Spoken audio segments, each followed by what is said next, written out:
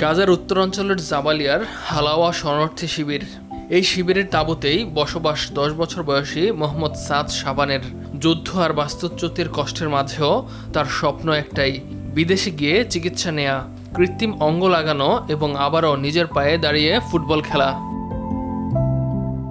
অঙ্গহানি হওয়া মোহাম্মদকে দেখা যায় বন্ধু ও ভাইদের সঙ্গে ফুটবল খেলতে, মায়ের সঙ্গে বল আদান প্রদান এবং ভারসাম্য ধরে রাখার চেষ্টাও করেন মোহাম্মদ। শারীরিক সীমাবদ্ধতা দমাতে পারেনি তার স্বপ্নকে। আমার নাম মোহাম্মদ সাদ শাবান, বয়স 10 বছর, 3য় শ্রেণীতে পড়ি আমি বিদেশে যেতে চাই, কৃত্রিম অঙ্গ পড়তে চাই এবং ফুটবল খেলতে চাই। ফুটবল আমি খুব ভালোবাসি এবং বিশ্বকাপের সবগুলো ম্যাচ আমি দেখি। মোহাম্মদের মা জানান, যুদ্ধের বছরগুলোতে পরিবারটিকে প্রায় 12 বার স্থান পরিবর্তন করতে হয়েছে। প্রতিবারই ছেলেকে নিয়ে নিরাপদ আশ্রয় খোঁজার সংগ্রাম ছিল সবচেয়ে কঠিন।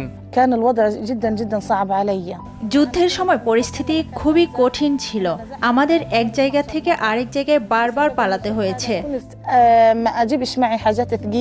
তাঁবুর অস্বাস্থ্যকর পরিবেশ, ইঁদুরের উপদ্রব এবং প্রয়োজনীয় চিকিৎসা সেবার অভাব মোহাম্মদের শারীরিক অবস্থাকে আরও জটিল করে তুলেছে। এমন তাঁবুতে থাকি যেখানে মৌলিক স্বাস্থ্যবিধিরও ব্যবস্থা নেই। ইঁদুরের কারণে আমাদের অনেক ভোগান্তি পোহাতে হচ্ছে। কঠিন পরিবেশ ও ইঁদুরের কারণে সৃষ্ট জটিলতার কারণে প্রায় প্রতি 6 মাস পর পর মোহাম্মদের আরও অস্ত্রোপচার করতে হয়। গাজার স্বাস্থ্য মন্ত্রণালয়ের সহায়তায় মোহাম্মদের পরিবার চিকিৎসার জন্য তাকে বিদেশে পাঠানোর অপেক্ষায় আছে।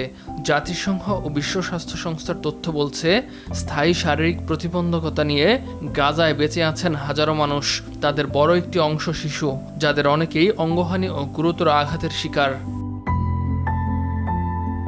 যুদ্ধের ধ্বংসস্তূপের মাঝেও ফুটবলকে আঁকড়ে ধরে ভবিষ্যতের স্বপ্ন দেখছে ছোট্ট মোহাম্মদ।